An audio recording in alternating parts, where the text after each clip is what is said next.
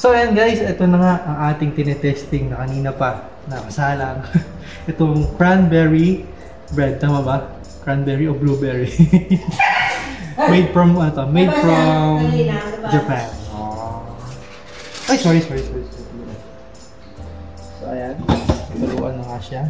Kailangan daw butas-butasan. Pero kailangan alisin muna natin yung sumabaw na ano. Sumabaw na...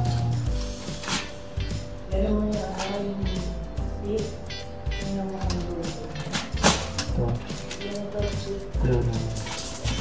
Para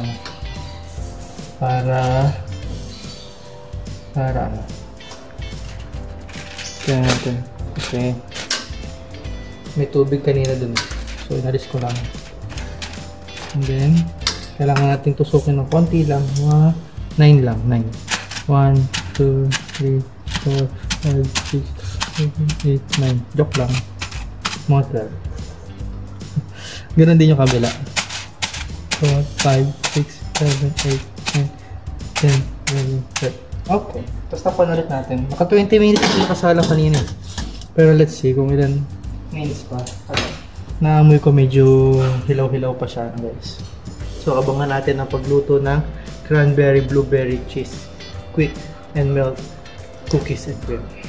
Yun lang. Maraming salamat. Hintayin natin ang panonood ang pagluto ng cranberry blueberry cream and cheese cookies. Yun lang. Abangan natin. Let's go. After 5 minutes ng pagpapawarm and cool natin dito sa ating muffin, so pwede na siya. Nahawakan ko na nga eh. So babalik ka rin daw to. Yan. Tapos twist lang natin yung ganyan. Pasensya nyo na, dugyot ang papapress na, pero lover na yan. Kaya may na talaga. So ayan guys, ang ating cranberry blueberry cookies and cream quick melt muffin. Panalo! Tikman natin. Ako na unang mag-slice. Kasi vlogger naman tayo. Kaya, ako na unang mag-slice. Wow! Mapapa-ice cream yummy ka dyan. Kitang-kita nyo ba yan? Merong laman. May mga cranberry blueberry cookies and cream yan. Oh. So, let's taste.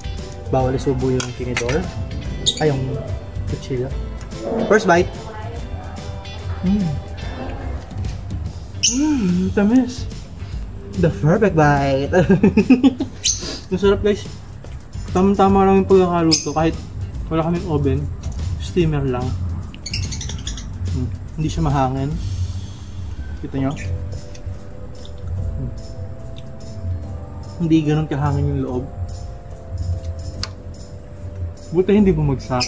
Diba? Kaya, experiment done. Experiment successful.